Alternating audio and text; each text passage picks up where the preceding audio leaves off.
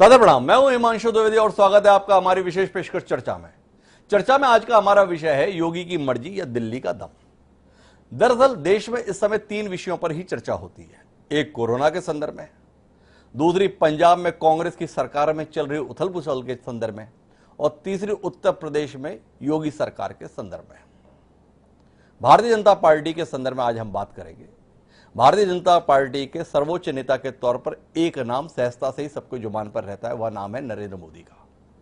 पर हर नेता के दौर में यह सवाल उठता है कि उनके बाद कौन, और जब भारतीय राजनीति में यह सवाल किया जाता है तो दो नाम सहजता से ही जुबान पर आ जाते हैं। एक वर्तमान सरकार के गृह मंत्री, भारतीय जनता पार्टी के पूर्व राष्ट्रीय अध्यक्ष अमित शाह, और दूसरा उत्तर प्रदेश के मुख्यमंत्री योगी आदित्यनाथ। योगी आदित्यनाथ देश के सबसे बड़े प्रदेश उत्तर प्रदेश के पिछले 4.5 साल से मुख्यमंत्री हैं, लेकिन बतौर मुख्यमंत्री काम करते हुए उनकी चर्चा, उनकी पहचान राष्ट्रीय स्तर पर भी छाई रही। क्या यह राष्ट्रीय स्तर पर छाना ही योगी आदित्यनाथ के लिए परेशानी का सबब है? समझने की बात है। हम जब पंजाब और उत्तर प्रदेश के संदर्भ में बात कर रहे हैं तो अंतर केवल इतना है कि पंजाब के संदर्भ में सब कुछ ठीक चल रहा है या खराब चल रहा है, इसके लिए बातचीत जो हो रही है वो दिल्ली में आकर हो रही है, और उत्तर प्रदेश के संदर्भ में बातचीत का केंद्र लखनऊ बना हुआ था। सबसे पहले संघ के सहसरकारवा दत्तात्रेय होसबोले 2 दिन के प्रवास पर उत्तर प्रदेश की राजधानी लखनऊ पहुंचे। तमाम लोगों से मेल मुलाकात की। वह सामान्य किस्म की मुलाकात नहीं थी, विशुद्ध राजनीतिक मुलाकातें थी, लेकिन उन मुलाकातों के एजेंडे में प्रदेश के मुख्यमंत्री योगी आदित्यनाथ से मिलना नहीं रहा। उसके बाद भारतीय जनता पार्टी के तेज तर्रार महासचिव संगठन BL संतोष पार्टी के प्रदेश प्रभारी राधा मोहन सिंह के साथ लखनऊ में डेरा डाले रहे। 3 दिन तक मुलाकातों का दौर चला। तमाम संगठन से जुड़े हुए नेताओं और सरकार से जुड़े हुए मंत्रियों के साथ 1 to 1 बैठकें चली। सवाल उठ रहा है कि जिस दौर में कोरोना प्रसार इतने बड़े स्तर पर हो रहा है, पूरा देश, पूरी दुनिया, पूरे प्रदेश कोरोना की लड़ाई लड़ रहे हैं, उसके बीच में इस प्रकार की राजनीतिक बैठकों के मायने क्या है? क्या सब कुछ ठीक चल रहा है या कुछ गड़बड़ है? जानने की कोशिश करेंगे, समझने की कोशिश ये भी करेंगे कि तकरीबन 4 महीने पूर्व अचानक नौकरशाह से राजनेता में तब्दील हुए अरविंद कुमार शर्मा जिस धमाकेदार तरीके से लखनऊ में एंटर किए थे, बाद में उनकी गतिविधियां उस तरीके से दिखाई क्यों नहीं दी? एक समय में माना गया वह सीधे उप मुख्यमंत्री होने वाले हैं। राजनाथ सिंह का जो बंगला हुआ करता था वो अरविंद कुमार शर्मा को मिलना बताया जा रहा था, लेकिन 4 महीने गुजर गए। अरविंद शर्मा गृह मंत्री तो छोड़िए, उप मुख्यमंत्री तो छोड़िए, एक मंत्री के अदद पद के लिए भी तरसते हुए हमें दिखाई दिए। लेकिन कुल जमा 6-7 महीने का समय बचा है। उत्तर प्रदेश एक बार फिर चुनाव की तैयारी में है। उत्तर प्रदेश से ही दिल्ली का रास्ता किस तरीके से जाता है, इसका अंदाजा इस बात से लगा जा सकता है कि तकरीबन 13-14 साल गुजरात के मुख्यमंत्री रहने के बाद नरेंद्र मोदी जी को भी अगर देश का प्रधानमंत्री बनने के लिए रास्ता तय करना था तो उन्होंने बनारस पहुंच के ही अपना पड़ाव डाला, उसके बाद ही दिल्ली में डेरा डाल पाए। तो कुल मिलाकर इतने महत्वपूर्ण राज्य के मुख्यमंत्री रह रहे योगी आदित्यनाथ किन चुनौतियों से जूझ रहे हैं और आने वाले समय में उनकी सरकार और स्वयं उनकी स्थितियां क्या रहेंगी, इस पर आज हम बात करेंगे। 4 खास मेहमान इस चर्चा का हिस्सा बनने के लिए हमारे साथ मौजूद हैं। उनसे आपका परिचय कराएं और इस रोचक विषय पर एक सार्थक चर्चा करने की कोशिश करें। उससे पहले लेकिन समय है आज के विचार सूत्र का।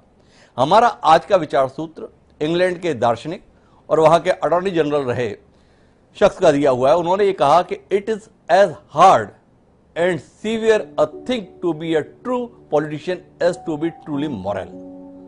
अर्थात सच्चा राजनीतिज्ञ होना उतना ही कठिन और दुष्कर कार्य है जितना सच्चा नैतिक व्यक्ति होना।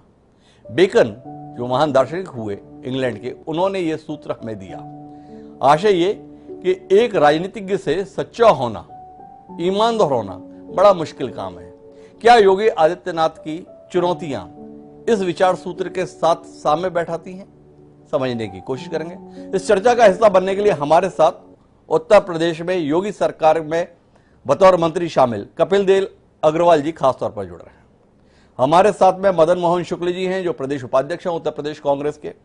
शिव कुमार बेरिया जी पूर्व मंत्री समाजवादी पार्टी, वह भी हमारे साथ में हैं। और साथ ही वरिष्ठ पत्रकार रंजीव कुमार जी भी हमारे साथ इस चर्चा का हिस्सा बन रहे हैं। चर्चा की शुरुआत कपिल देव जी से ही करते हैं। कपिल देव जी, चर्चा की नौबत इसलिए आई है कि आपकी पार्टी, आपकी सरकार जिस समय कोरोना से लड़ाई में पूरी तरीके से तल्लीन होनी चाहिए, वो काम छोड़कर दिल्ली से आए हुए नेताओं के साथ 1-to-1 बातचीत में व्यस्त दिखी। क्या कुछ ऐसा संकटपूर्ण परिस्थितियां निर्मित हो गई लखनऊ में और उत्तर प्रदेश में कि इस सारे कामों को छोड़कर ये राजनीतिक बैठकें करना आपकी पार्टी को, आपके संगठन को और सरकार से जुड़े हुए लोगों को इतना ज्यादा जरूरी लगा कि 3 दिन सब काम धाम छोड़कर केवल और केवल बैठक और बैठक यही सिलसिला चल रहा था? थोड़ा रोशनी देंगे, क्या उलझन आ गई? सर्वप्रथम आपका स्वागत है, सभी को मेरा प्रणाम। जी जी धन्यवाद। मुझको लगता है जो विषय आपने उठाया है जी ये कोई, अगर कोरोना से इसको हम छोड़ेंगे जी तो कोरोना में तो सब लोग लगातार काम कर रहे हैं। जी माननीय मुख्यमंत्री योगी आदित्यनाथ जी लगातार 18 मंडलों को दौरा किया, जी अधिकांश जनपदों को उन्होंने कवर किया। सारे मंत्री, सब विधायक अपने अपने क्षेत्रों में लगे हैं और हमारे मुख्यमंत्री ने, प्रदेश अध्यक्ष हमारे स्वतंत्र देव जी ने सभी पार्टी के पदाधिकारियों को, सब विधायकों को, सब मान्य मंत्रियों को और हम सब लोग जी अपने अपने क्षेत्र में पूरी जिम्मेदारी के साथ, चाहे फिर कोरोना से संघर्ष करने का विषय हो, चाहे हॉस्पिटल में सुविधाएं देने का विषय हो, चाहे ऑक्सीजन की तैयारी करनी हो, चाहे हॉस्पिटलों को मॉडर्नाइज करना हो, यहाँ तक कि पीएचसी और सीएचसी को भी माननीय मुख्यमंत्री ने कहा कि सबको गोद दीजिए, किसी प्रकार की कोई दिक्कत उसके अंदर आती है तो उसकी तैयारी हम सबको करनी है। तो मुझको लगता है कि जो विषय आपने उठाया ये बहुत क्षणिक और बहुत सांकेतिक था, कोई ऐसा लंबा चौड़ा विषय नहीं है। पार्टी भी चलानी है, संगठन भी चलाना है, तो ऐसा नहीं कि पार्टी संगठन की कोई चर्चा पार्टी के लोग नहीं कर सकते, और उसके अंदर वे 1-2 लोग लगे, जैसा कि मैंने समाचार पत्रों में पढ़ा और सोशल मीडिया पे देखा, तो उसमें 1-2 लोग लगे हैं, लेकिन बाकी पूरी पार्टी, पूरा संगठन पूरी जिम्मेदारी के साथ हर क्षेत्र के अंदर अपनी ड्यूटी दे रहा। मैं भी मुजफ्फरनगर में हूँ, अपने क्षेत्र में लगातार काम कर रहा हूँ। अन्य सभी मंत्री, सभी विधायक, सभी जनप्रतिनिधि और तो संगठन के भी सब लोग अपने अपने क्षेत्रों में कोविड की लड़ाई के लिए, ये ईश्वरीय कृपा है कि कोविड का प्रकोप कम हुआ है और कोविड का प्रकोप कम हुआ तो अगली तैयारी में लगे हैं। अगर तीसरी वेव आती है, भगवान पे ना आए, पर तीसरी तैयारी अगर आती है तो उसके लिए हॉस्पिटल, उसके लिए ऑक्सीजन और ऑक्सीजन का ऑटोमेटिक सिस्टम, उसके लिए हम सब लोग लगे हैं। कपिल देव जी, मैं माफी के साथ आपको रोकता हूं।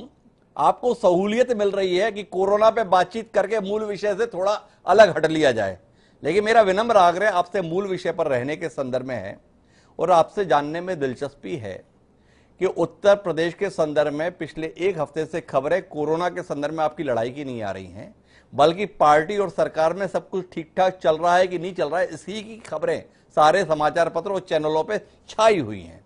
जानने में दिलचस्पी है हमारी कि अचानक ऐसा क्या हो गया कि मंत्रिमंडल विस्तार को लेकर चर्चाएं चली और अचानक मंत्रिमंडल का विस्तार थम गया। उसके बाद पार्टी के राष्ट्रीय महासचिव 3 दिन तक, इतने लंबे समय बाद पहला मौका था जब 3 दिन तक राष्ट्रीय महासचिव रहे, सबसे 1-to-1 बातचीत की। थोड़ा समझना चाहते हैं आपसे कि क्या कुछ चल रहा है आपकी पार्टी और आपकी सरकार में, क्या आप स्थिति में है कि हमसे साझा कर सकें कि कुल मिला के योगी आदित्यनाथ सरकार की आने वाले समय को लेकर क्या उम्मीदें हम लोग रख सकते हैं? देखिए, जहां तक मेरा विवेक है, मेरा विषय है जी, माननीय योगी आदित्यनाथ जी के नेतृत्व में प्रदेश बहुत अच्छे से काम कर जी। देखिए, प्रदेश की जो जो आवश्यकताएं होती हैं, जिन जिन मूल बिंदुओं पर, बुनियादी आवश्यकताओं के ऊपर प्रदेश से अपेक्षा की जाती है, वो सब बुनियादी आवश्यकताएं माननीय मुख्यमंत्री योगी जो चला गया। मेरी आवाज आ रही है आपको? शायद जी, बिल्कुल आ रही है कपिल जी, आवाज आ रही है, लेकिन वीडियो शायद जी। जो बुनियादी आवश्यकता है उनके ऊपर सरकार लगातार काम कर रही है। मुख्यमंत्री जिस प्रकार से डिवोटेड होकर के और हर क्षेत्र के लिए, हर विषय के लिए जितने परिश्रम के साथ काम करते हैं, तो मुझको लगता है कहीं ना कहीं जो विषय लिया गया है, जो विषय चल रहा है, इसमें कोई तथ्य नहीं है और ये कहीं ना कहीं अलग अलग मीडिया कर्मियों के द्वारा, मित्रों के द्वारा अलग अलग ढंग से प्रस्तुत किया गया है। नेशनल मीडिया में हमारा जो केंद्रीय नेतृत्व है उसने भी कहा है कि योगी आदित्यनाथ जी के नेतृत्व में, स्वतंत्र देव जी के नेतृत्व में ये चुनाव होने वाला है, इसमें किसी प्रकार की परिवर्तन की संभावना भी नहीं है, उसका मैसेज भी आ गया है। तो मुझको लगता है आज इस विषय की चर्चा करने का कोई औचित्य नहीं। अब लगातार आप उसी विषय चर्चा करते रहेंगे तो बुनियादी विषय जो कोविड का वो छूट जाएगा। आपको कोविड पे आना चाहिए। कपिल जी, मैं आपसे जानना चाहूंगा कि जो आपने मुझसे कहा कि इस विषय पे चर्चा का कोई औचित्य नहीं है, क्या ऐसी कोई बात जब BL संतोष जी आए थे, राधा मोहन सिंह जी आए थे, तो उनके साथ भी आप लोग ये बात कह पाए कि ये समय इन प्रकार की बातचीत का नहीं है, जरा कोरोना पे बात कीजिए? आपसे जानना चाहूंगा वो क्यों इस समय पर, जैसे आप हमसे कह रहे हैं, क्यों इन विषयों पर बात कर रहे हैं? बीएल संतोषी से भी ऐसे ही तेवर के साथ में कह पाए थे क्या कपिल देव जी?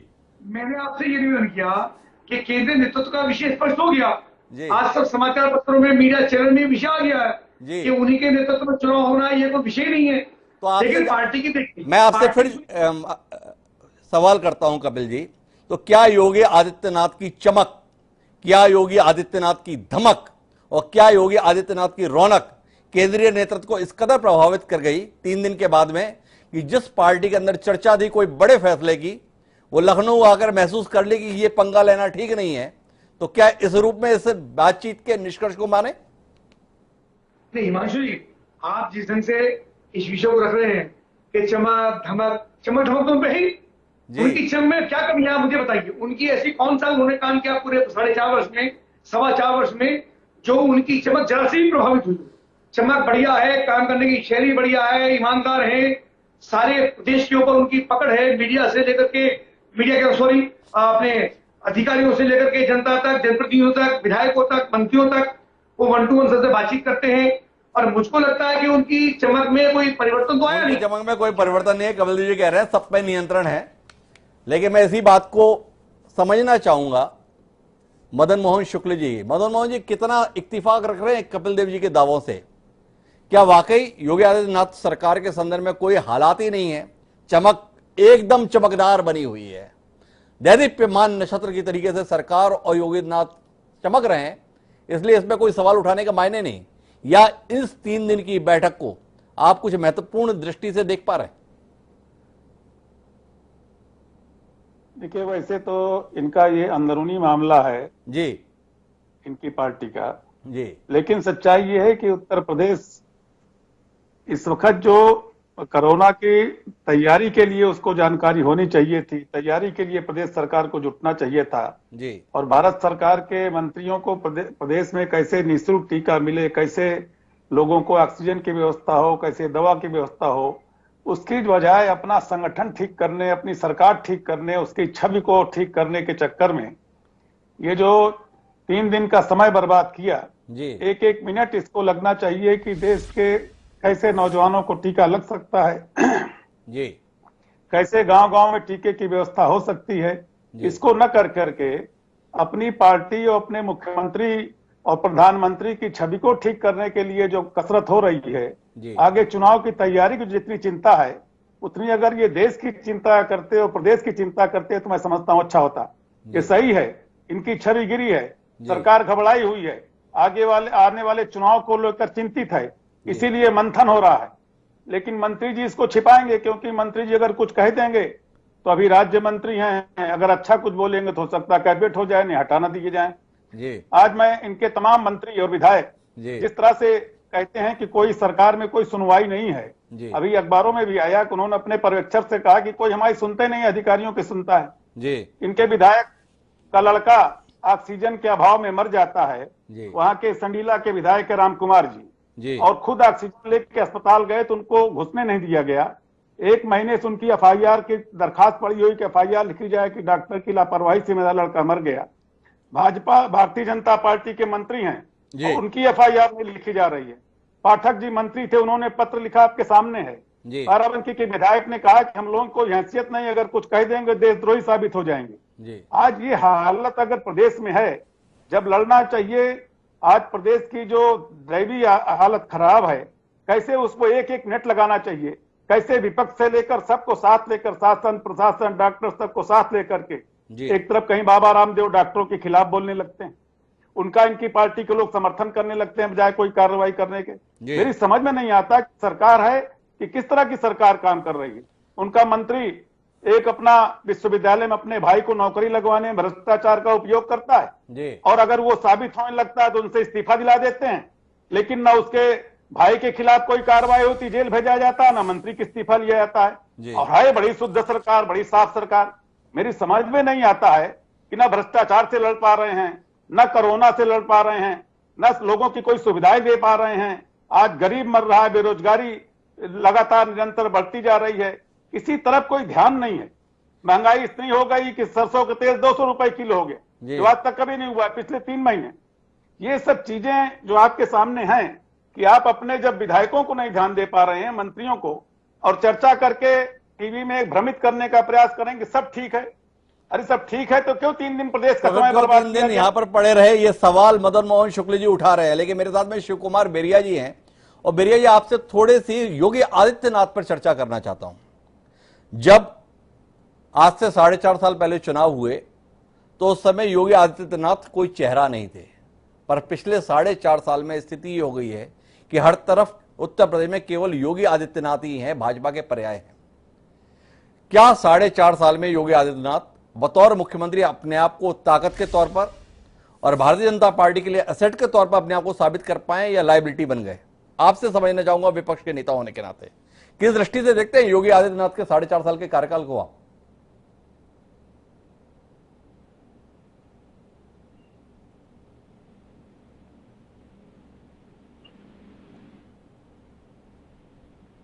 जी बेरिया जी। जी, आपने जो मुख्य प्रश्न किया जी कि लखनऊ में जो उथल पुथल है जी सरकार में, सरकार के खेमे में जी या दिल्ली में, उसके बारे में आप विचार जानना चाहते हैं जी। इसके बारे में आपको थोड़ा पीछे जाना पड़ेगा जी कि बंगाल का चुनाव जब हो रहा था, क्योंकि इस देश में आप इस बात को जान लीजिए जी कि उत्तर प्रदेश, बिहार, बंगाल और महाराष्ट्र जी अगर दिल्ली के हाथ से निकल गया तो दिल्ली में सरकार फिर नहीं बन सकती। जी। महाराष्ट्र इनके हाथ से निकल चुका है, दिल्ली, बंगाल निकल गया इनके हाथ से, बिहार में एक विकलांग सरकार चल रही है जी। उत्तर प्रदेश का चुनाव सामने है। जी। तो अब ये सरकार थोड़ा घबराई हुई। जी। बंगाल चुनाव के पहले इनके दिमाग में कोई घबराहट नहीं थी जी। क्योंकि पूरे देश की सरकार, पूरे देश का संगठन, पूरे देश की ताकत, पूरे देश की दौलत, अदानी अंबानी की दौलत सब बंगाल में झोंक दी गई और ऐसा लगा जैसे एक स्टेज पर भारत सरकार चढ़ाई कर रही जी। और उसके बाद ये संदेश पूरे जन जन में पहुंचाया गया कि देखिए हम जीत करा रहे हैं, बंगाल में जीत रहे हैं। और बंगाल में जिस तरह ममता बनर्जी ने अपनी ताकत का एहसास कराया और टकरा गई शेरनी की तरह जी। और इन्हें पराजय का मुंह देखना पड़ा, उससे बीजेपी में भयंकर घबराहट है।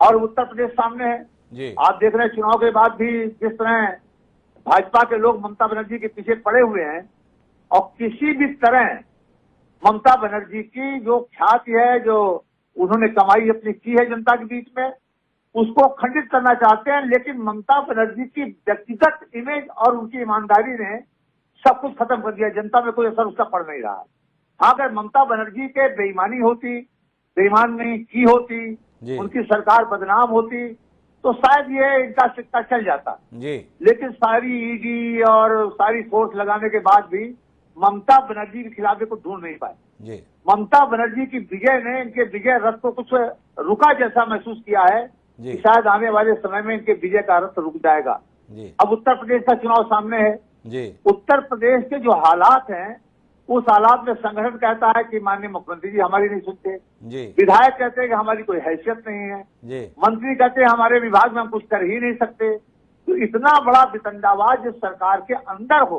सरकार के बाहर की बात नहीं है, जनता की बात नहीं कह रही है, लेकिन सरकार के अंदर बैठे हुए लोग, संगठन के अंदर बैठे हुए लोग, सरकार चलाने वाले लोग और आरएसएस के जो प्रमुख नेता है जो सरकार को गौरव करते हैं वो सब लोग आज घबराहट की स्थिति में हैं और लखनऊ आते हैं।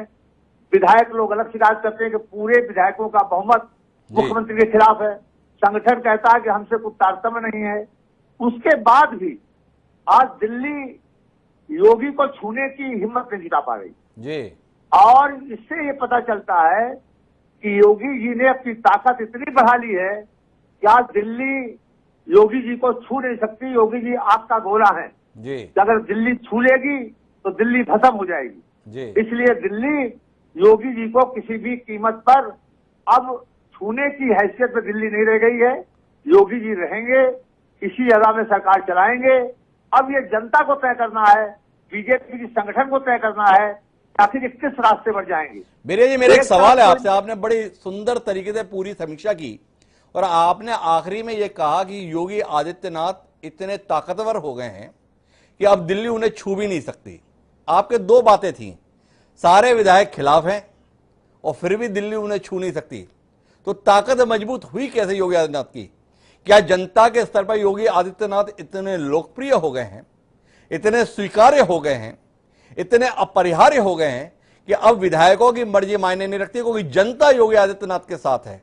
एक सवाल आपसे ये कि उनकी मजबूती के आपके मायने क्या हैं, पहला। और दूसरा ये जानना चाहता हूं कि पिछले 4.5 साल के अंदर आपने कहा कि योगी आदित्यनाथ, उनकी सरकार में ना मंत्रियों की चलती है ना विधायकों की चलती है, तो आपसे जानने में दिलचस्पी है कि चलती किसकी है, कौन है जो प्रभावी है? 2 सवाल आपसे। एक मिनट, हम नहीं कह रहे हैं, ये बीजेपी के विधायक कह रहे हैं जी, ये बीजेपी के सांसद कह रहे हैं जी, ये बीजेपी के मंत्री कह रहे हैं। हम तो उनकी बात को दोहरा रहे हैं जी, हम नहीं कह रहे, क्योंकि हमारा योगी जी से कोई वास्ता नहीं कि हम उनके पास कोई काम लेकर गए हो या योगी से हम मुलाकात करने गए हो जी, तो हमारा उनके बारे में कोई नजरिया बनता। जी, ये नजरिया तो बीजेपी के संगठन का है, जी, ये नजरिया बीजेपी के मंत्रियों का है, जी, ये नजरिया बीजेपी के विधायकों का है। मतलब इतना विखंडन जी, आज के पहले किसी भी सरकार के जमाने में नहीं देखा गया। जी। माननीय अखिलेश यादव जी भी सरकार चला रहे थे, जी। उनके समय में भी कभी इस तरीके का विखंडन जी। संगठन और सरकार के बीच में नहीं दिखा, जी। एमएलए एमपी और सरकार के बीच में नहीं दिखा। ये पहला दौर में 70 साल की आजादी के बाद देख रहा हूँ, जब संगठन के 90% नहीं 99% लोग चीख चीख के कह रहे हैं कि हमारी सुनी नहीं जाती, सरकार के 90% लोग चीख चीख के कह रहे हैं कि हमारी कोई सुनता नहीं है, विधायकों की कोई सुनता नहीं है। तो ये जो मुहीके लोग इस बात को कह रहे हैं, फिर योगी जी को छूने की ताकत भारत सरकार में या उन लोगों में क्यों नहीं है जो दिल्ली और लखनऊ को चला रहे हैं? इसका मतलब योगी जी स्वयं में इतने ताकतवर हो गए हैं कि उनके छूने से उत्तर प्रदेश और जलने लगेगा। इसलिए माननीय योगी जी को छूने की हैसियत आज की तारीख में किसी की नहीं है। योगी जी रहेंगे और योगी जी सरकार को चलाएंगे, और उसके बाद जो चुनाव होगा उसमें जनता फैसला करेगी कि जनता के मन में क्या है, जनता के दिल में क्या है, जनता इस सरकार से खुश है या नाराज है, तब जनता अपना फैसला सुनाएगी। आज की जनता तारीख का में फैसला सुनाएगी, बेरिया जी का ये कहना है। लेकिन उन्होंने मेरे सवाल का उत्तर नहीं दिया कि अगर विधायक साथ नहीं, संगठन साथ नहीं, दिल्ली साथ नहीं, फिर भी वो मान रहे हैं कि योगी जी इतने मजबूत हैं, तो इतने मजबूत किस आधार पर हैं? पर शायद रंजीव कुमार जी इस गुत्थी को सुलझा पाए। रंजीव जी, आपसे समझना चाहूंगा, सब नाराज हैं जो प्रभावी हैं, पर फिर भी योगी आदित्यनाथ ही हर तरफ हैं, क्यों है? देखिए हिमांशु जी, एक राजनीतिक हकीकत ये होती है जी कि अगर चुनाव से 6 महीने करीब बाकी हो और 4.5 साल की सरकार चल चुकी हो, जी, मुझे नहीं लगता कि कोई भी राजनीतिक पार्टी अपने मुख्यमंत्री को बदलने का इतना बड़ा जुआ खेल सकती है। भले ही वो चाहे कि मैं इसको बदलकर कोई नया प्रयोग करूं, लेकिन भारतीय जनता पार्टी जैसा जो जिनका इतना बड़ा संगठन है, जिनकी दिल्ली में भी सरकार है, यूपी में भी सरकार है, मुझे लगता है कि ये जो मजबूरी है कि 4.5, आप देखिए अगर आप 4.5 साल की सरकार चलने के बाद मुखिया के स्तर पर परिवर्तन करते हैं तो आप नैतिक रूप से हार गए चुनाव। उसके बाद तो राजीव, आप इस निष्कर्ष पे पहुंचे, उससे पहले सवाल करता हूं कि 4.5 साल में योगी आदित्यनाथ ने ऐसा खराब काम क्या किया जिसके कारण तो उन्हें बदलने की जरूरत महसूस की जाए? योगी आदित्यनाथ के 4.5 साल के कार्यकाल में क्या कुछ उन्होंने ऐसे भ्रष्टाचार किए, क्या कुछ ऐसी अराजकता फैलाई, क्या कुछ उन्होंने विकास के संदर्भ में अपने आप को समेट के रखा, क्या उन्होंने इतने अपने आप को निष्क्रिय रखा? वो कारण आप तलाश पाए जिसके कारण से ये बात गंभीरता से ली जाए कि योगी आदित्यनाथ को बदलना जरूरी है। एक, या योगी आदित्यनाथ इतने ज्यादा लोकप्रिय हो गए हैं, इतने ज्यादा स्वीकार्य चेहरे हो गए हैं कि दिल्ली को उनसे भय होने लगा है कि इस आदमी का विस्तार कुछ ज्यादा ही बड़ा हो रहा है, या और ये ठीक नहीं है, इसलिए इसको काटा छाटा जाना चाहिए। दोनों दृष्टियों से आपका नजरिया? जी, दोनों दृष्टियों पर मैं आऊंगा। देखिए, 2 तरीके होते हैं आप किसी नेता को कैसे मूल्यांकन करते हैं। जी, एक मूल्यांकन है कि इस नेता ने अच्छा काम किया या खराब काम किया, जी, वो चुनाव है और उस चुनाव में जनता तय करती है कि उस नेता ने अच्छा काम किया या नहीं करना। मुझे लगता है उसके लिए हम लोगों को 6-7 महीने का इंतजार करना पड़ेगा। तो दूसरा हिस्सा है वो जो सत्ता में जो पार्टी होती है उसके जो अंदरूनी समीकरण होते हैं वो निर्धारित करते हैं कि आप किसी नेता को कितना बढ़ने देंगे, कितना घटने देंगे। भारतीय जनता पार्टी माने या न माने कांग्रेस कल्चर की शिकार होती जा रही है।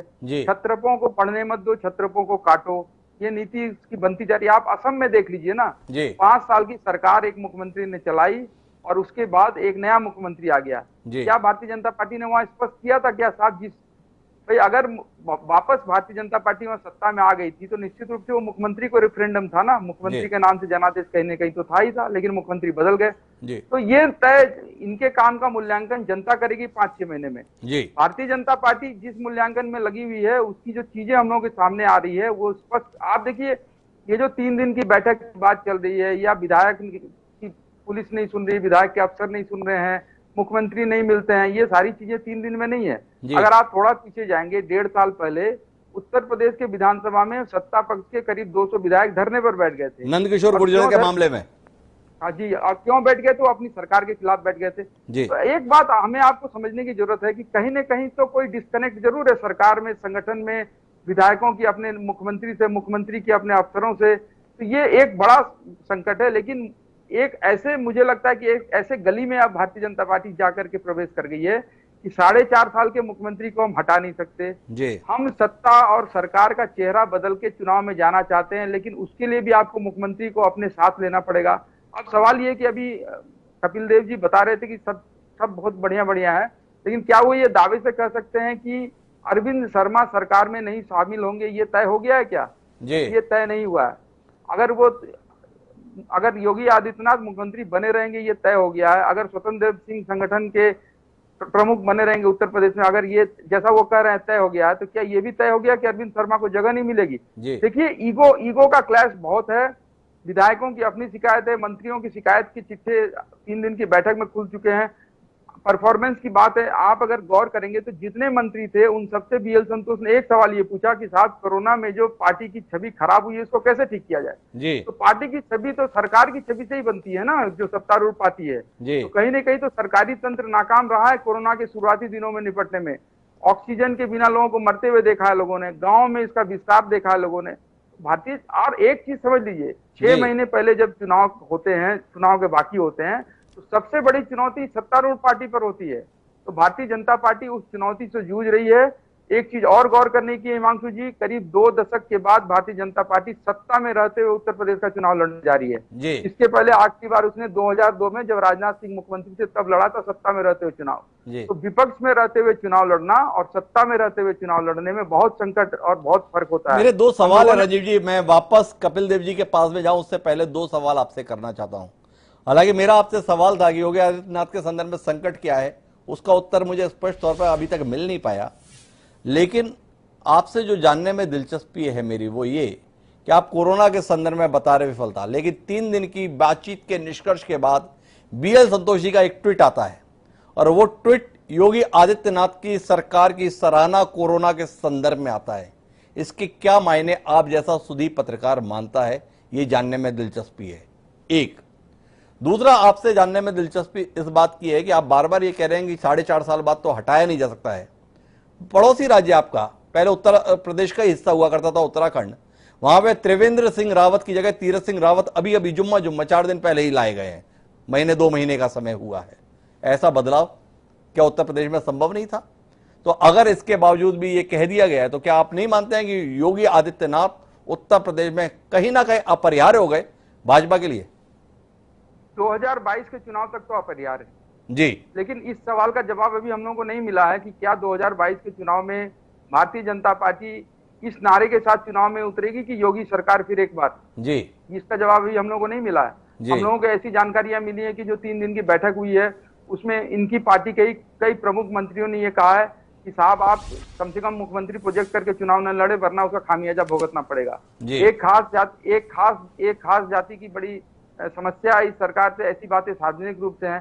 तो आप जो पूछ रहे हैं ना कि देखिए योगी आदित्यनाथ 2022 तक के लिए तो स्वीकार और अपरिहार्य हो गए हैं जी। इसीलिए पीएल संतोष ने 3 दिन की बैठक के बाद ये स्पष्ट ट्वीट करके साफ बता दिया कि मुख्यमंत्री तो वही रहेंगे। लेकिन सवाल उनके मुख्यमंत्री रहने और नहीं रहने का नहीं है, सवाल है कि क्या वो जो बदलाव दिल्ली करना चाहता है उत्तर प्रदेश में संगठन में और सरकार में, क्या योगी आदित्यनाथ उसके लिए तैयार हो गए हैं?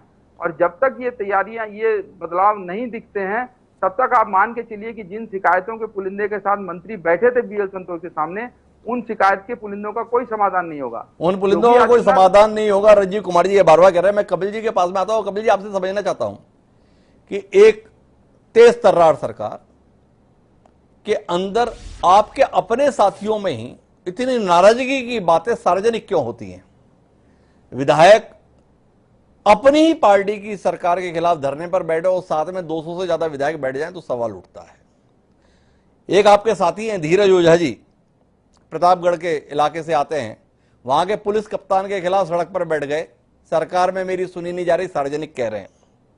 एक आपके विधायक हैं श्याम प्रकाश जी, गोपामऊ से विधायक है हरदोई जिले के अंतर्गत, उन्होंने भी पुलिस की ज्यादतियों को लेकर सवाल उठाए और कहा कि कोई सुनवाई नहीं है।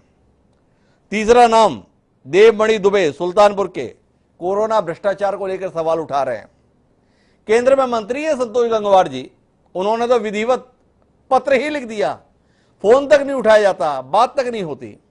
आपसे जानना चाहता हूं, जनता को लेकर चिंतित हैं आपके ये साथी या सरकार में अपने वजूद को लेकर चिंतित हैं? उलझन क्या है? थोड़ा आप रोशनी दे, जिस सरकार का आप महत्वपूर्ण हिस्सा हैं। देखिए हिमांशु जी, ये अगर आपने बात चर्चा 4 विधायकों की या कार्यकर्ताओं की जी चर्चा अगर आपने की है जी, तो मैं आपसे बताना चाहूंगा कि इतनी बड़ी पार्टी होने के बावजूद भी जी हमारी पार्टी में कहीं ना कहीं लोकतंत्र जीवित है जी। हमारी पार्टी ऐसी नहीं, कांग्रेस के भी नेता बोल रहे थे कि एक ही व्यक्ति का सरकार लगातार पिछले 40 वर्ष से एक ही परिवार लगातार राष्ट्रीय अध्यक्ष चला रहा है। हम समाजवादी पार्टी में नहीं है कि वो उनके पहले बाबा, फिर उनके पिताजी, फिर उनके पोते वही लगातार राष्ट्रीय अध्यक्ष चले आ रहे। पार्टी के वही मुख्यमंत्री, वही राष्ट्रीय अध्यक्ष। ये पार्टी भारतीय जनता पार्टी लोकतांत्रिक पार्टी है। अगर कोई शिकायत किसी को होती है तो उसको भी अपनी बात कहने का हक है। ये अधिकार केवल भारतीय जनता पार्टी जी। ये बात पीछे ठीक है आपका कि अगर कोई शिकायत होती है तो उसको अपने नेतृत्व से, चाहे मुख्यमंत्री से हो, चाहे प्रदेश अध्यक्ष हो, उनसे उसकी चर्चा करनी चाहिए। और इतनी बड़ी पार्टी है, इतने सब विधायक हैं, कहीं ना कहीं दिक्कतें होती हैं तो दिक्कतें 1-2 हैं। अगर कोई व्यक्तिगत किसी विधायक की कोई परेशानी वहां पर होती है, एसएसपी से कोई नाराजगी है, किसी अधिकारी से नाराजगी है, तो समस्या 1-2 है। उसमें कहीं किसी की भी गलती हो सकती है और उसको पूरी पार्टी से जोड़ के देखा जाए, मेरे हिसाब से उचित नहीं है। कपिल जी, ये उचित नहीं है। आपने इतनी सहजता से कह दिया। 1.5 साल का समय बीता है, नंद किशोर गुर्जर आपके सम्मानीय विधायक विधानसभा में धरने पर बैठे थे और साथ में 125 विधायक आपकी पार्टी को उनके साथ बैठ गए थे कि हमारी बात सुनी नहीं जाती। क्या कहेंगे आप उस दृष्टि के संदर्भ में? धरने का विषय तो आप लोगों ने दिया, वो धरने में नहीं बैठे, उन्होंने विधानसभा में केवल खड़े होकर अपनी बात रखी जी। ये बुरा, ये कष्ट है और एक विधायक को अपनी बात कहने का हक है, इसमें कोई बुरी बात नहीं है। ये अच्छा हुआ कि समाजवादी पार्टी के लोग, ये बसपा के लोग, ये कांग्रेस के लोग जो भी हमारे मुख्यमंत्री के ऊपर टिप्पणी कर रहे थे, ये इस बात से दुखी है, हमारी पार्टी से परेशानी है, ये इस बात से दुखी है कि इनको लग रहा था कि अच्छा अवसर, अच्छा मौका तुमको हाथ लगने वाला है, क्योंकि समाचार पत्रों में, सोशल मीडिया पर, चैनल पर ये विषय चल रहा था कि शायद मुख्यमंत्री को बदला जाएगा, शायद प्रदेश अध्यक्ष को बदला जाएगा। अगर बीएल संतोष हमारे राष्ट्रीय महामंत्री हैं, अगर वो लखनऊ आकर के संगठन की चर्चा करते हैं, परिवार के हालचाल पूछते हैं, उनके विधायकों को, मंत्रियों को, संगठन को दिशा निर्देश देते, इसमें किसी को क्या परेशानी हो सकती है? और परेशानी इसलिए हो रही है कपिल जी कि वो इस समय पर आ रहे हैं जब कोरोना के संदर्भ में सवाल उठ रहे हैं कि गंगा के किनारे पे लाशें क्यों मिल रही हैं गड़ी हुई, गंगा के किनारे पे आधी जली लाशें क्यों मिल रही हैं, ये सवाल उठ रहे हैं। ऑक्सीजन के संदर्भ में सवाल उठ रहे हैं। पंचायत चुनावों के अंदर परिणाम अपेक्षा अनुरूप क्यों नहीं आ रहे हैं। किसान आंदोलन के संदर्भ में अभी तक कोई समाधान क्यों नहीं निकल रहा है। जाट बेल्ट के अंतर्गत इस चुनौती का सामना कैसे कर पाएंगे, ये तमाम सवाल यक्ष प्रश्न बनकर भाजपा नेतृत्व के सामने हैं। आपसे जानने में दिलचस्पी है कि क्या एक योगी आदित्यनाथ का चेहरा ही इन सारे सवालों का जवाब है, ये भाजपा नेतृत्व ने मान लिया? अभी 6 महीने पहले ही 12 विधानसभाओं में से 11 विधानसभा भारतीय जनता पार्टी योगी आदित्यनाथ के नेतृत्व में जीती है। ये सब रिफ्लेक्टेड है। सबने गठबंधन बना लिया, पहले गठबंधन बनाया, टूट गया, फिर गठबंधन बनाया, फिर टूट गया। इसलिए टूट गया कि योगी आदित्यनाथ की ताकत के सामने, उनके नेतृत्व के सामने, उनके शानदार व्यक्तित्व के सामने जनता इनको नकार चुकी है। इनके कहीं पैर नहीं टिक पा रहे हैं। इसलिए किसी ना किसी रूप में ये सपा के लोग, ये कांग्रेस के लोग लगातार विभिन्न प्रकार की टिप्पणियां करके अवसर तलाशने का काम कर रहे हैं कि भारतीय जनता पार्टी कैसे कमजोर हो। इससे उन्होंने हवाइयां उड़ाई कि मुख्यमंत्री को बदला जा रहा है, प्रदेश अध्यक्ष को बदला जा रहा है। मेरा इनको सुझाव है कि अपने घर को ठीक करें, अपने कील कांटे ठीक करें। अभी कांग्रेस बहुत पीछे है। समाजवादी पार्टी की कोई पूछ आज पूरे प्रदेश के अंदर नहीं है। ये केवल जातीय धर्म के आधार पर लोगों को उकसा करके सत्ता का स्वप्न बनने का ये स्वप्न देख रहे हैं। इनका ये अब चलने वाला नहीं है। योगी आदित्यनाथ के नेतृत्व में पूरा प्रदेश सुरक्षित है, सांप्रदायिक सद्भाव कायम है, सबका विकास, सबका साथ, सबका विश्वास जो प्रधानमंत्री जी ने नारा दिया था उसका लगातार पालन हो रहा है। आज अगर गेहूं चावल बट रहा है तो सबको बट रहा है, राशन कार्ड बट रहे तो सबको बट रहे, कोरोना टीका लग रहा है सबको बट रहा है।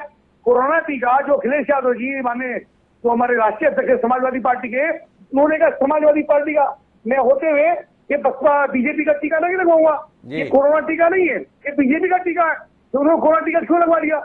फिर वो उनको जो है कोविड क्यों हो गया? ये सब चीजें इनके पास पैर जमीन पर नहीं टिक रहे हैं।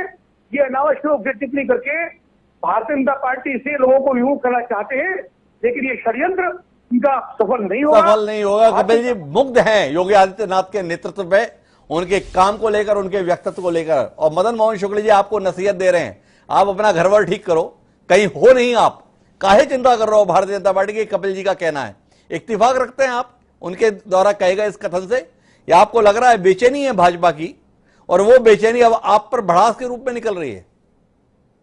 देखिए कपिल जी उनके मंत्री हैं तो उनको तारीफ करनी चाहिए जी, लेकिन अभी जिला पंचायत के और प्रधानों के चुनाव हुए हैं जी, उसका रिजल्ट आपके सामने है जी। भारतीय जनता पार्टी तीसरे नंबर पर आई है जी, जबकि इनके मंत्री से लेके विधायक तक सभी सीमाएं तोड़ करके जन बल, धन बल जो भी लगा सकते थे, प्रशासन का भी पूरा करके उसके बाद तीसरे नंबर पे आए हैं जी।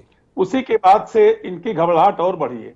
जैसा ही बेरिया जी कह रहे हैं, बंगाल में चुनाव में पूरी ताकत लगाने के बाद जी, अडानी अंबानी से लेकर पूरी सरकारी ताकत लगाने के बाद लाखों कार्यकर्ता जो अपनी भीड़ दिखाई पड़ती थी बंगाल में, बाहर से मंगा करके वहां बैठाल देने के बाद भी आज जो उनका परिणाम आया, उसके बाद इनको उत्तर प्रदेश का चुनाव दिखाई पड़ रहा है जी। और उत्तर प्रदेश के चुनाव में बहुत मुलायम चीज इनको योगी नहीं दिखाई पड़ रहे हैं कि जैसा कहेंगे वैसा कर देंगे जी। छवि तो खराब हुई है मोदी जी की ज्यादा इस कोरोना में जी। और उसी छवि को ये डाइवर्ट करने के लिए, क्योंकि योगी भी राष्ट्रीय स्तर पर हर प्रांतों में जाते हैं जी, तो उसको डाइवर्ट करने के लिए कैसे ये किया जाए, इस प्रकार के एक नाटक हो रहा है इनका।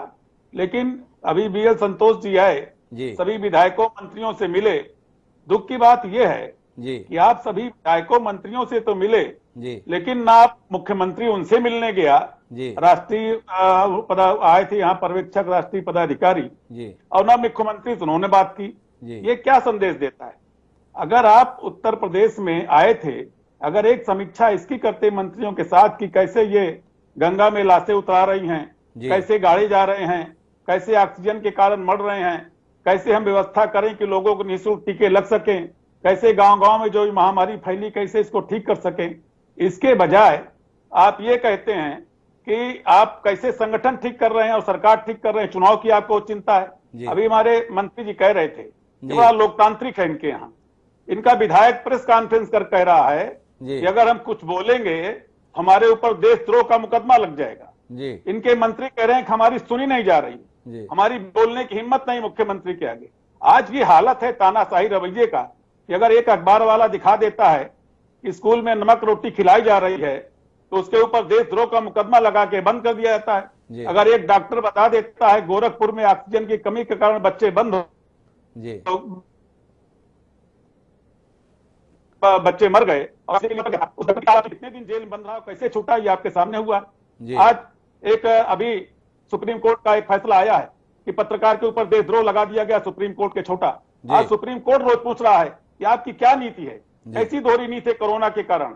आपका वो जो पैकेज आपका था 30,000 करोड़ का, वो पैसा कहां लगाया आपने, जो आपने किया था? मैं मदन जी आपसे एक स्पेसिफिक सवाल करना चाहता हूं, एक मूलभूत सवाल कि भारतीय जनता पार्टी ने जो पिछले दिनों ये बैठकें की हैं, इस बैठकों के माध्यम से उन्होंने योगी आदित्यनाथ को मजबूत किया है या कमजोर किया है? ये मेरा आपसे सवाल है।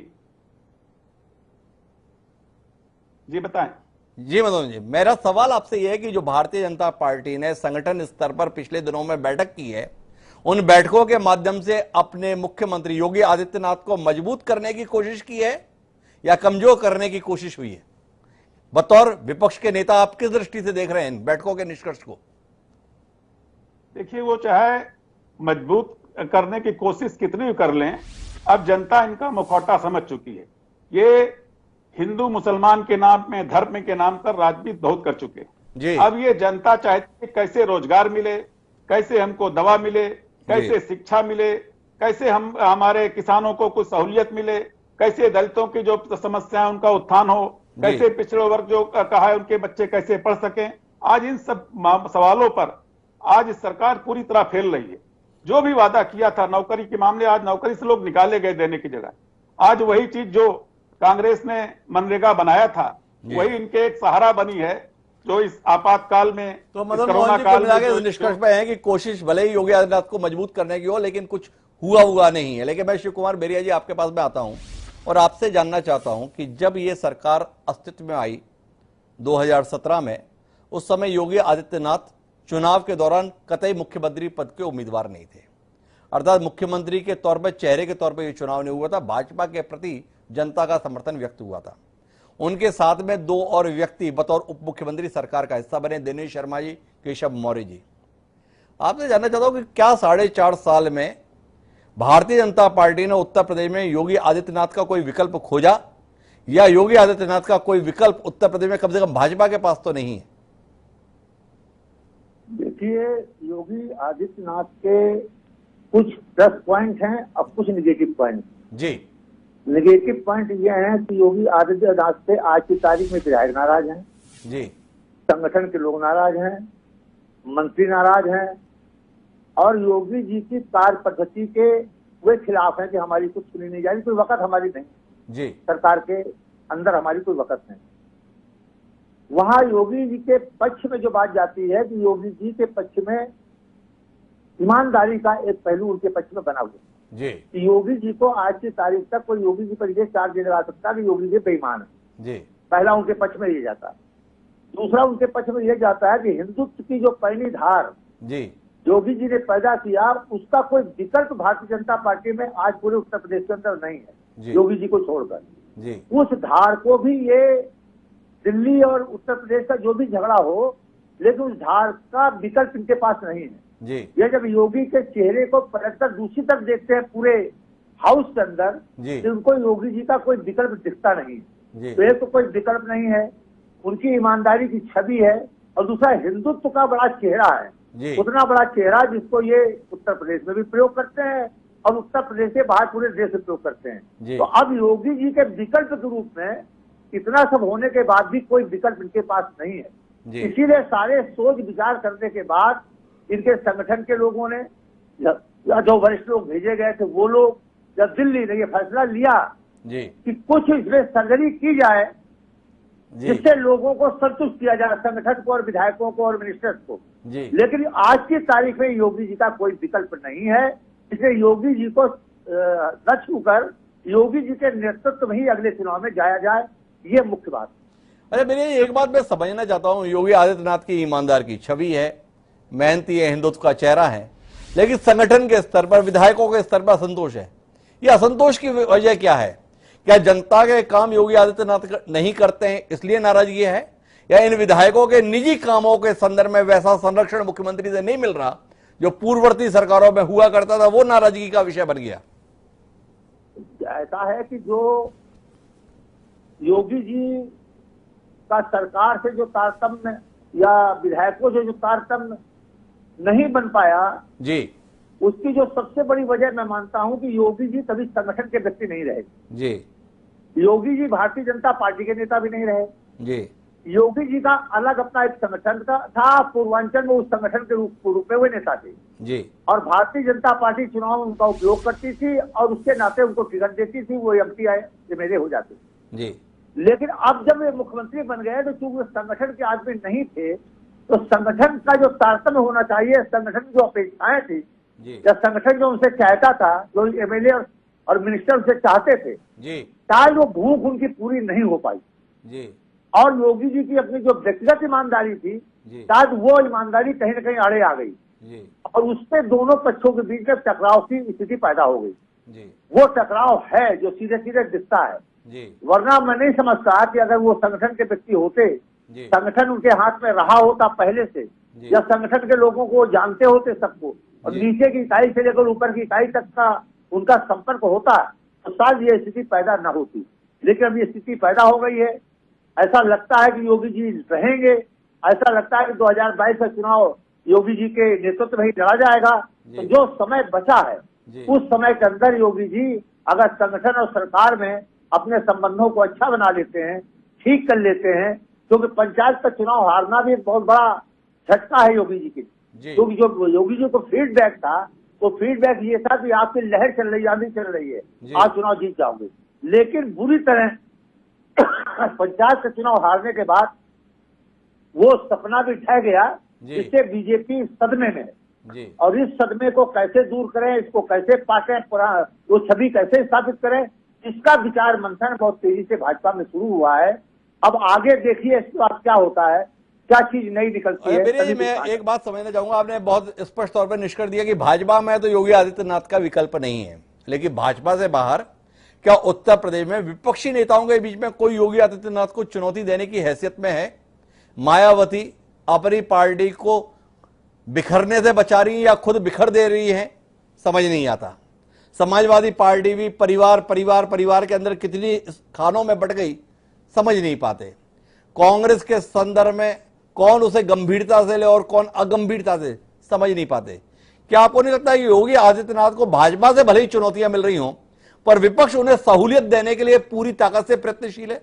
ये 5 साल जो है कोरोना की महामारी में एक तरह से गुजर गए जी, और उस महामारी की वजह से कोई भी जन आंदोलन जी, एक किसान आंदोलन को छोड़ करके कोई भी जन आंदोलन उत्तर प्रदेश में नहीं चल पाई। कोई भी पार्टी सड़क की लड़ाई नहीं लड़ पाई। और हमेशा ध्यान रखिए, परिवर्तन जब कभी होता है वो सड़क से आता है।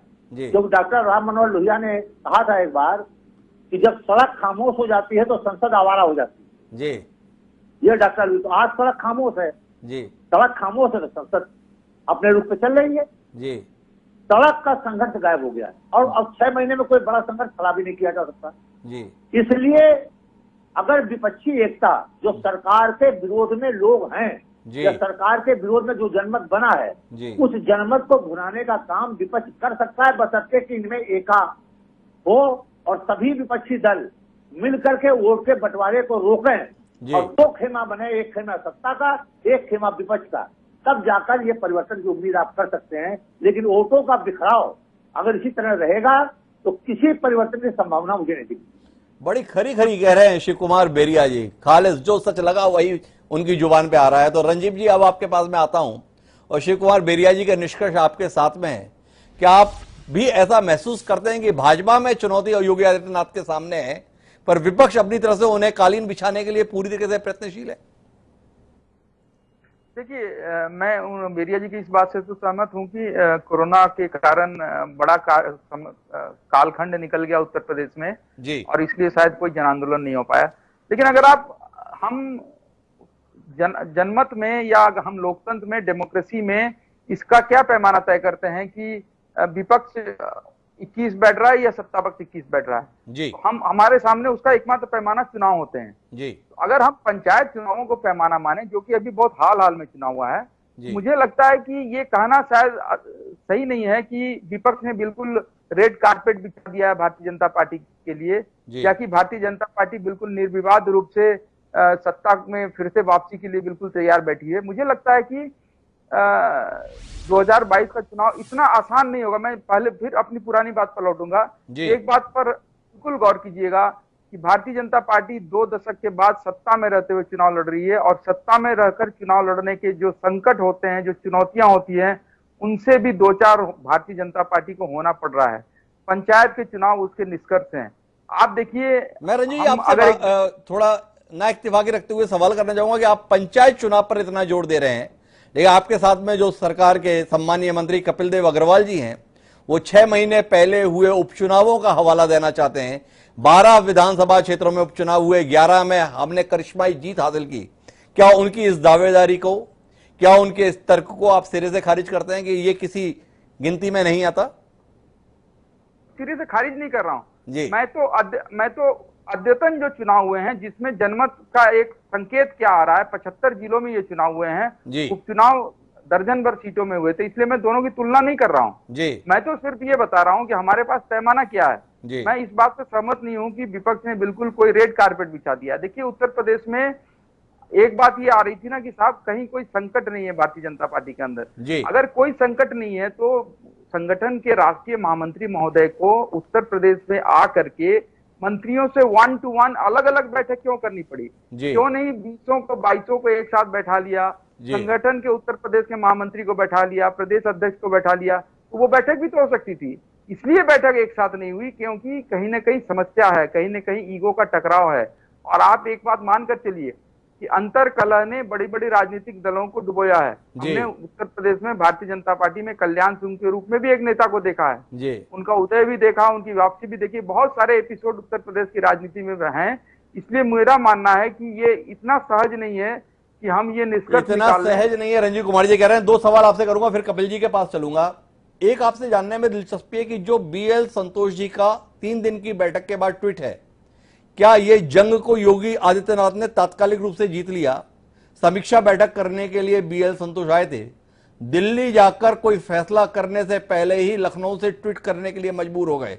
क्या ये योगी आदित्यनाथ की सफलता है? कोरोना के संदर्भ में उन्हें सर्टिफिकेट जारी किया राष्ट्रीय संगठन मंत्री ने, एक सवाल। और दूसरा आपसे समझना चाहूंगा, आप बार बार इस बात पर जोर दे रहे हैं कि 20 साल बाद भाजपा सत्ता में रहते हुए चुनाव लड़ेगी। योगी आदित्यनाथ की छवि भाजपा के लिए इस चुनाव में ताकत रहेगी या समस्या? राज्य से भी कहीं ज्यादा राष्ट्रीय स्तर पर पहचान बना रहे योगी आदित्यनाथ भाजपा के लिए ताकत होंगे या समस्या? 2 सवाल आपसे। भारतीय जनता पार्टी के लिए वो ताकत भी होंगे, समस्या भी होंगे। अगर ताकत और समस्या दोनों नहीं होते तो बीएल संतोष 3 दिन की बैठक के बाद ये ट्वीट नहीं करते कि उन्होंने बहुत अच्छा काम किया। और अगर वो समस्या नहीं होते तो बीएल संतोष लखनऊ आके 3 दिन तक बैठक नहीं करते। देखिए ये बिल्कुल ब्लैक एंड व्हाइट, आप इस पूरे परिक्रम को समझ नहीं सकते ना। मैं समझ सकता हूँ कि एक ऐसी परिस्थिति, आप अगर ये सोचिए कि 3 दिन की जो बैठक बीएल संतोष ने आकर की है, इसने कोई समस्या का ना तो समाधान किया ना समस्या को बढ़ा दिया है। इसने पहली बार भारतीय जनता पार्टी के अंदर कोई बड़ी समस्या है इसको उजागर कर दिया है सबके सामने। जो चीज ढकी छुपी थी वो सार्वजनिक रूप से सामने आ गई है। और मैं ये कह रहा हूं कि जो अगले 5 साल के लिए जो सत्ता के सपने हैं, भाई हर राजनीतिक पार्टी का होता है, भारतीय जनता पार्टी का भी है कि मैं सत्ता में हमारी वापसी हो फिर से। ये सत्ता में 5 साल की वापसी होगी नहीं, कैसे होगी ये अगले 6 महीने में तय हो जाएगा। एक चीज हमें ये समझने की जरूरत है कि मैं फिर दोबारा लूंगा अरविंद कुमार शर्मा का नाम। अरविंद कुमार शर्मा पीएमओ से 2 साल की नौकरी छोड़ के एमएलसी बनने के लिए तो नहीं आए हैं ना यहाँ पर। आपको उनको कैसे अकोमोडेट करेगी भारतीय जनता पार्टी? क्या उनके अकोमोडेशन में योगी आदित्यनाथ की सहमति होगी या वो इससे सहमत नहीं होंगे? अगर उनकी सहमति होगी तो शायद विवाद का एक पटाक्षेप हम लोगों को दिखाई पड़ेगा। अगर तो ये मेरा आपसे आखिरी सवाल है, फिर मैं कपिल देव जी के पास चलूं। अरविंद शर्मा पीएमओ छोड़ के कोई एक एमएलसी बनने के लिए तो नहीं आए होंगे, ये आपका निष्कर्ष है और अधिकांश राजनीतिक विश्लेषकों का ये निष्कर्ष है। पर 4 महीने के बाद भी वो मात्र एमएलसी हैं। इससे आप योगी आदित्यनाथ की ताकत के रूप में देखते हैं या नहीं? नहीं, मैं कहता रहा हूं कि अगर बीएल संतोष को अंततः 3 दिन की बैठक के बाद ये ट्वीट करना पड़ा तो ये तो आपको मानना पड़ेगा ना कि उत्तर प्रदेश में भारतीय जनता पार्टी के लिए योगी आदित्यनाथ ताकत है या चुनाव के 6 महीने पहले न हटाने की मजबूरी है।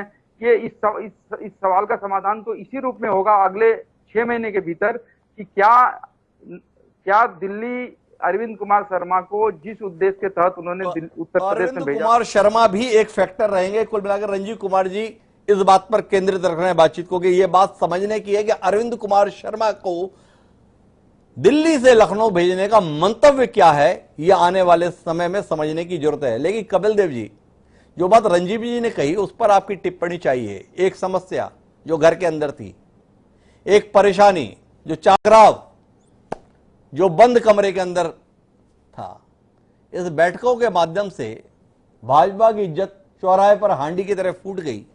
कितना अफसोस है आपको इस बात का? देखिए हिमांशु जी, हमको नहीं लगता कि हांडी की तरह फूटी जी। ये तो किसी नेता ने कोई बयान नहीं दिया जी। आदरणीय बीएल संतोष ने, चाहे हमारे केशव मौर्य जी, अखिलेश जी, चाहे जो भी लोग मीटिंग में रहे होंगे जी, उन सब ने को ये नहीं कहा कि हमने ये कहा और ये टिप्पणी हुई जी। ये तो मेरी बात का बुरा मत मानिएगा जी। मैं भी लगातार देखता रहा। ये तो हमारे बहुत सारे जो मीडिया के साथी हैं उन्होंने उस चीज को अलग अलग तरीके से प्रस्तुत किया जी। अपना अलग अलग उन्होंने एक असेसमेंट उन्होंने दिया कि ऐसा हो रहा है, क्या ऐसा होना संभव है? जी। अगर पार्टी के किसी व्यक्ति ने, जिम्मेदार व्यक्ति ने कोई बयान दिया हो, कोई टिप्पणी की हो, कोई विषय आपके सामने है तो आप दिखाइए। ये तो चूंकि आप मेरी बात का मैं दोबारा क्षमा चाह रहा हूँ आपसे जी, मैं कि मीडिया ने अपने ढंग से प्रस्तुत करके उसको एक विषय बना दिया, लेकिन बिल्कुल भी वो विषय, हाँ, समाजवादी पार्टी और कांग्रेस से लोगों को जरूर नहीं लग रहा था कि शायद कुछ होगा तो तुम्हारे लिए आनंद के क्षण होंगे। वो आनंद के क्षण भी बीएल संतोष ने, हमारी पार्टी के नेताओं ने नहीं दिए। योगी आदित्यनाथ मजबूत है, उन्हीं के नेतृत्व में भारतीय जनता पार्टी चुनाव लड़ेगी और भारतीय जनता पार्टी पहले से भी शानदार प्रदर्शन। मैं जो अपनी बात काट के दोबारा बात कहना चाहता हूँ कि जिस तरह लोकसभा के चुनाव थे और योगी आदित्यनाथ के नेतृत्व में भले ही हमारी 73 सीट के बजाय 65 सीटें आई हूँ, सीटें कमाई, लेकिन सारा विपक्ष एक था, सारे बसपा, सपा, कांग्रेस, सब लोग छोटे छोटे सब लड़के इकट्ठे होकर लड़ गए। उसके बावजूद हम 65 सीटें जीत करके आए। विपक्ष के मंसूबे किसी भी तरीके से। तो आखिरी सवाल करता हूं कपिल जी, कुल 4.5 साल की सरकार चली है योगी आदित्यनाथ जी के नेतृत्व में, क्या ऐसी उपलब्धि आपकी सरकार के हिस्से में है जिसके कारण आपको उम्मीद है जनता आपको फिर मौका देगी? आखिरी सवाल आपसे, क्या है, योगी आदित्यनाथ किस बात के लिए याद किए जाएंगे? एनकाउंटर स्पेशलिस्ट के लिए, या इसके इतर और भी कोई पहलू है जिसके संदर्भ में आप साझा करना चाहेंगे? एनकाउंटर मत कहिए, एनकाउंटर मत कहिए जी। जो law and order Samajwadi party की सरकार में नियंत्रित हुआ जी, दिन दहाड़े लूट हुई, दिन दहाड़े बेचों का सामान, इज्जत लूटी गई, व्यापारी के गले में से लोग पैसा छीन लेते थे, चेतावनी देकर के गोलियां मारी जाती थी। उस अपराध पर नियंत्रण करने के लिए योगी आदित्यनाथ याद किए जाएंगे। सड़कों का जाल पूरे प्रदेश के अंदर क्या है उसके लिए याद किए जाएंगे।